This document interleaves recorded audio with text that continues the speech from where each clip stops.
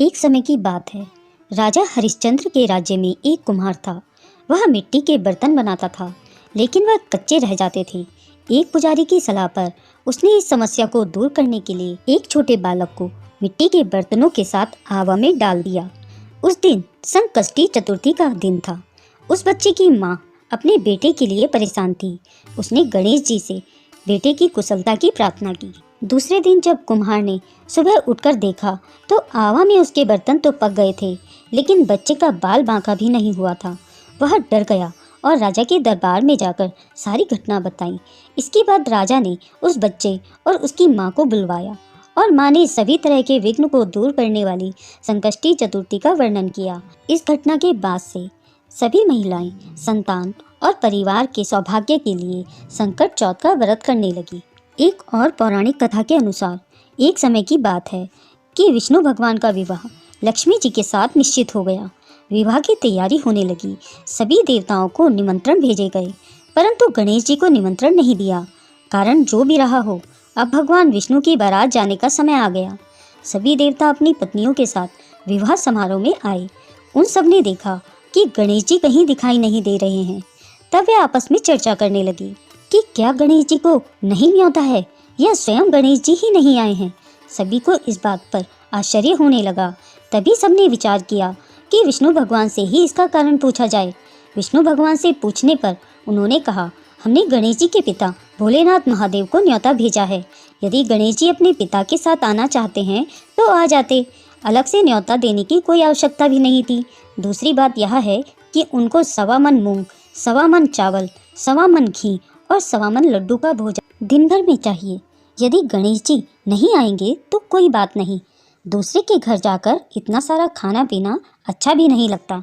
इतनी वार्ता कर ही रहे थे कि किसी ने एक सुझाव दिया, यदि गणेश जी आ भी जाएं तो उनको द्वारपाल बनाकर बैठा देंगे कि आप घर का ध्यान रखना।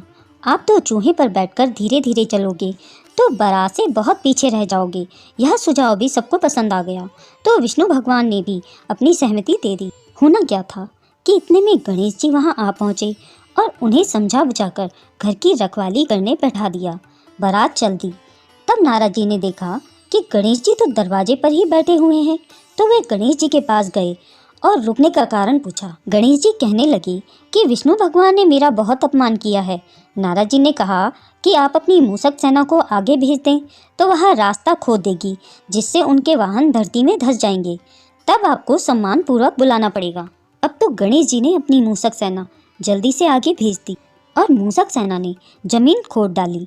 जब बारात वहां से निकली तो रथों के पहिए धरती में धंस गए। लाख कोशिश करें परंतु पहिए नहीं निकले। सभी ने अपने अपने उपाय किए, परंतु पहिए तो नहीं निकले, बल्कि जगह जगह से टूट गए। किसी की समझ में नहीं आ रहा था कि अब क्या किया जाए। तब नारद जी ने कहा, आप लोगों ने गणेश जी का अपमान करके अच्छा नहीं किया। यदि उन्हें मनाकर लाया जाए तो आपका कार्य सिद्ध हो सकता है और यह संकट टल सकता है। भगवान शंकर ने अपने दूत नंदी को भेजा। वे गणेश जी को लेकर आए। गणेश जी का आदर सम्मान के साथ पूजन किया।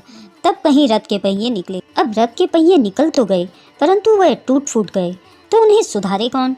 पास के खेत में एक हाथी काम कर रहा था। उसे बुलाया गया। हाथी अपना कार्य करने से पहले श्री गणेशाय नमः कहकर गणेश जी की वंदना मन ही मन करने लगा।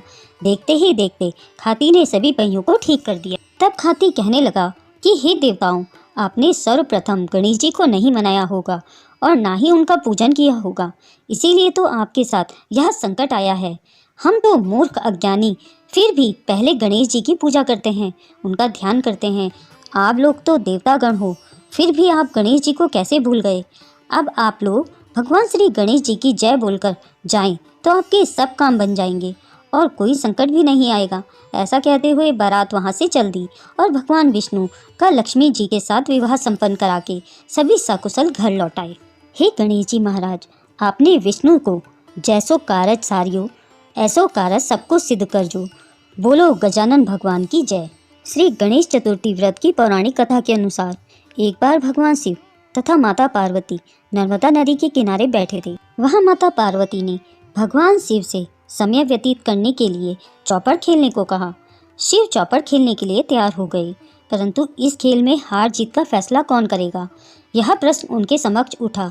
तो भगवान शिव ने कुछ तिनके एकत्रित कर उसका एक पुतला बनाकर उसकी प्राण प्रतिष्ठा कर दी और पुतले से कहा, बेटा हम चौपड़ खेलना चाहते हैं, परंतु हमारी हार जीत का फैसला करने वाला कोई नहीं है, इसलिए तुम बताना कि हम दोनों में से कौन हारा और कौन जीता। उसके बाद भगवान शिव और माता पार्वती का चौपड़ का खेल शुरू हो गया। यह खेल 3 बार खेला गया और संयोग से तीनों बार माता पार्वती ही जीत गई। खेल समाप्त होने के बाद बालक से हार जीत का फैसला करने के लिए कहा गया, तो उस बालक ने महादेव को विजय बताया। यह सुनकर माता पार्वती क्रोधित हो गई और क्रोध में उन्होंने बालक को लंगड़ा होने, कीचड़ में पड़े रहने का श्राप दे दिया। बालक ने माता पार्वती से माफ़ी मांगी और कहा कि यह मुझसे अज्ञानतावश ऐसा हुआ है, मैंने किसी द्वेष भाव में ऐसा नहीं किया।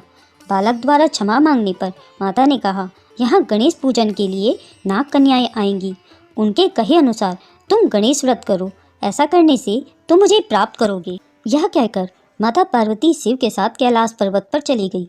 1 वर्ष के बाद उस स्थान पर नाग कन्याएं आई। तब नाग कन्याओं से श्री गणेश व्रत विधि मालूम करने पर उस बालक ने 21 दिन लगातार गणेश जी का व्रत किया। उसकी श्रद्धा से गणेश जी प्रसन्न हुए। उन्होंने बालक को मनोवांछित फल मांगने के लिए कहा। उस पर बालक ने कहा, हे विनायक, मुझ में इतनी शक्ति दीजिए कि मैं अपने पैरों से चलकर अपने माता पिता के साथ कैलाश पर्वत पर पहुंच सकूं और वह ये देखकर प्रसन्न हों। तब बालक को वरदान देकर श्री गणेश अंतर्ध्यान हो गए। इसके बाद वह बालक कैलाश पर्वत पर पहुंच गया और कैलाश पर्वत पर पहुंचने की अपनी कथा उसने भगवान शिव को सुनाई। चौपड़ वाले दिन से माता पार्वती शिव जी से विमुख हो गई थी, अतः देवी के रुष्ट होने पर भगवान शिव ने भी बालक के बताए अनुसार 21 दिनों तक श्री गणेश का व्रत किया। इस व्रत के प्रभाव से माता पार्वती के मन से भगवान शिव के लिए जो नाराजगी थी वह समाप्त हो गई।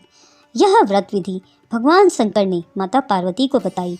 यह सुनकर माता पार्वती के मन में भी अपने पुत्र कार्तिकेय से मिलने की इच्छा जागृत हुई। तब माता पार्वती ने भी 21 दिन तक श्री गणेश जी का व्रत किया तथा दूर्वा, फूल और लड्डुओं से गणेश जी का पूजन अर्चन किया। व्रत के 21वें दिन कार्तिकेय स्वयं माता पार्वती जी से मिलने आ पहुँचे। उस दिन से श्री गणेश चतुर्थी का यह व्रत समस्त मनोकामनाओं की पूर्ति करने वाला व्रत माना जाता है। इस व्रत को करने से मनुष्य के सारे संकट दूर होकर मनुष्य को समस्त सुख सुविधाएं प्राप्त होती हैं।